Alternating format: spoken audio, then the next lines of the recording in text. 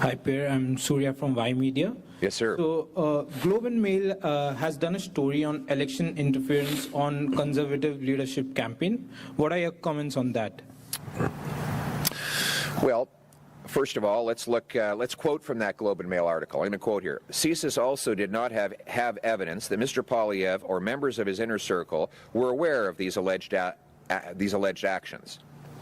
Then I'm going to quote the Hogue Commission, and I quote, "The Commission heard testimony about allegations of the government India interference in the Conservative Party leadership race. CSIS witnesses noted that they had no reason to believe the impacted candidates would have been aware of the alleged support." Let's be honest. I won the leadership fair and square. Even my political competitors, like Mr. Patrick Brown, have publicly testified under oath that that was the case.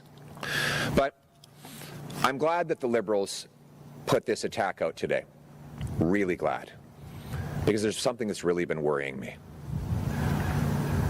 After Justin Trudeau named Mark Carney his economic advisor, giving him massive power over public policy in Canada, Mr. Carney went over for meetings in Beijing where he just had secret talks with the deputy governor of the Chinese Central Bank. 2 weeks later, Brookfield got a $250 million loan. What did they talk about? What did Mr. Carney in his role as Trudeau's economic advisor offer China? Why would he be having secret meetings with top government-controlled bankers about getting a $250 million loan while he was supposed to be acting in Canada's interest as the Prime Minister's economic advisor? Why would he be collaborating with a hostile foreign regime that we have since learned executed 4 Canadians and took numerous Canadians hostage for a lengthy period of time? And given that Mr. Carney knows that he still owns massive financial interests in Brookfield, which owes a $250 million to a Chinese state-controlled bank, how do we know he's not going to act against our interests in favor of his financial interests?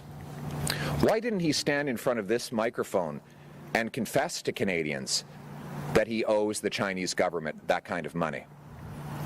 Is this why he's covering up his financial interests? And given that China has murdered our people, taken our people hostage, how is he ever going to stand up to foreign interference when he is so financially compromised? We have never in our history had a weak, out-of-touch leader so terribly compromised and conflicted, whose interests go against our national interests. And I call on Mr. Carney right now to come before a microphone today and explain if this loan is still in place and if he still has those Brookfield assets that he had up until a few weeks ago.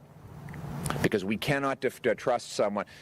Could you imagine, while you're supposed to be advising Canada's Prime Minister on the well-being of our economy, going to a foreign regime that had executed Canadian citizens, taken Canadians hostage, that it had already been public that they had interfered in multiple elections?